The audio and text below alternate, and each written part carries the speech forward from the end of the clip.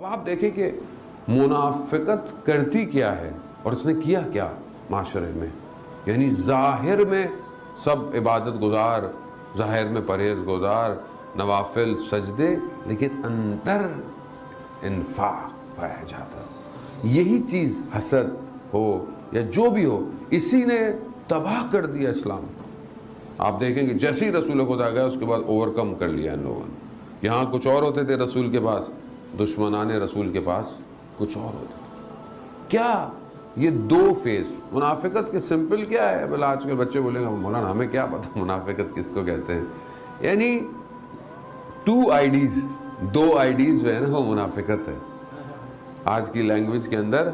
आप यहाँ कुछ और हैं, इंस्टाग्राम पे कुछ और हैं। अभी हमें क्या पता आप इंस्टाग्राम पे क्या हैं या फेसबुक पे आप कैसे हैं, हमें तो नहीं पता। जो आपने आईडी बनाई हुई भी है, आपने अपनी तस्वीर डाली हुई है, किसी और की डाली हुई है। खूब ज़ाहिर है अगर आप सामने से कुछ और दिखा रहे हैं, बात कुछ और कर रहे हैं, लेकिन है कुछ और, तो क्या है वो मुनाफिकत है। ज़ाहिर कुछ और है, बातिन कुछ और है। यहाँ पर हो सकता है ज़ाहिर में बहुत अच्छा, बहुत परहेजगार, लेकिन सोशल मीडिया पे अल्लाह अकबर कैसा हूँ मैं, किसको क्या पता कैसा हूँ मैं।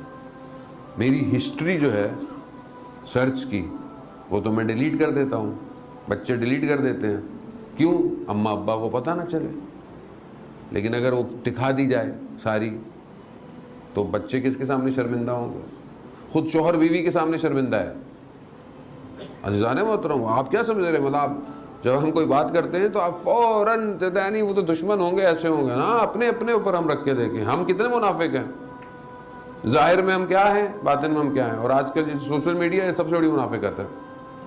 माशाल्लाह माशाल्लाह माशाल्लाह, उधर देखा कमेंट कर रहा हूँ, पता नहीं क्या कर रहा हूँ, कहाँ कहाँ कमेंट कर रहा हूँ, कहाँ कहाँ क्या कर रहा हूँ। खूबी क्या है?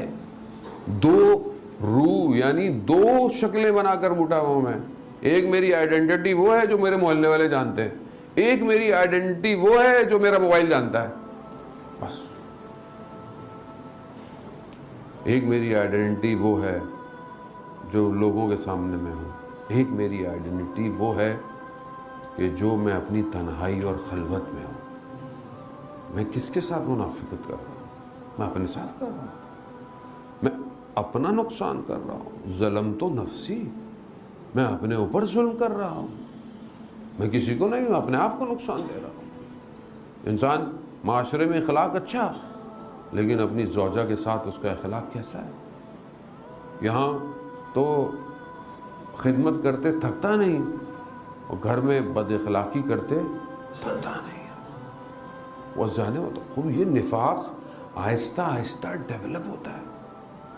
आज एक चीज़ के लिए है, कल दूसरी चीज़ के लिए होगा, परसों फिर आप कम्युनिटी के लिए, फिर आपको कल को मिसाल के तौर पर अगर कोई एक कम्युनिटी में जॉब मिल रही है, कोई एक आपको डेजिग्नेशन मिल रहा है, और आहिस्ता आहिस्ता अगर आपके अंदर ये मुनाफिकत बिल्ड हुई थी तो कल को आप काम में भी ये करेंगे।